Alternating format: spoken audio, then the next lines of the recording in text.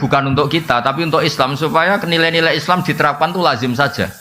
Bukan hal yang harus diperjuangkan dengan harta dan jiwa, tapi satu kelaziman. Jadi menang tuh kalau di ilmu ini juga jadi berkah karena beberapa kebenaran ini posisi kita harus menang karena masuk ruang publik.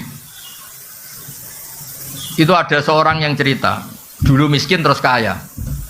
Dia tuh ketika miskin jadi buruh, kebetulan majikannya non muslim, itu dia bingung usul prosedur untuk bikin waktu sholat. Setelah dia kaya punya pabrik, gampang kan? Udah kalau duhur jeda. Malah karena dia sosokan kiai yang nggak jamaah kasih sanksi. Intinya kalau menang itu kepena itu, tentu tidak untuk otoritarian atau apa. Sebab itu semua nabi itu pasti pernah dikasih menang meskipun di akhirat itu. Karena ada kebenaran yang memang syaratnya itu harus posisi menang. Menang itu udah harus di struktural tadi, saya ulang lagi di kultural ya.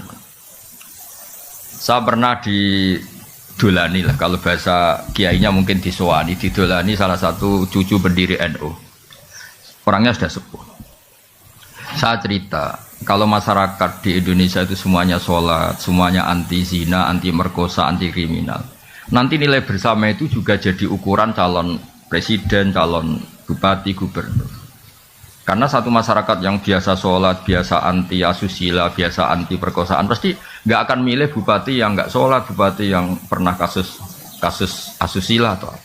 Jika nilai ini bisa menekan satu aturan, artinya kebenaran menjadi pemimpin, jadi panglima. Itu yang diinginkan orang-orang soleh dulu. Jadi kebenaran itu sebetulnya dengan tanda kutip bisa dipaksakan lewat kultural. Kalau nilai-nilai ini disepakati, kan pasti yang tidak seperti itu tidak dipilih kan? Karena nilai ini jadi konsensus.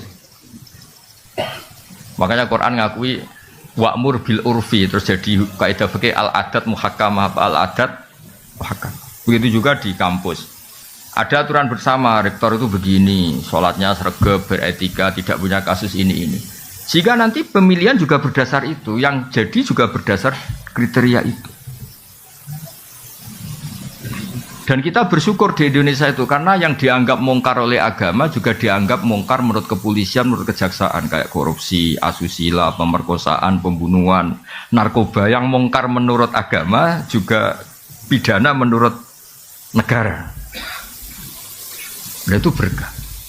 Tapi negara itu kekuatannya sampai kapan? Ya sampai kultur ini jalan. Kalau kultur ini tidak jalan, kayak misalnya orang Kolombia, itu narkoba itu sudah seperti itu. Makanya ya negara itu bisa mayungi ini selagi kulturalnya masih seperti itu. Ya makanya tadi kita harus menang baik secara struktural maupun secara kultural. Tentu dengan cara-cara yang tetap berkemanusiaan.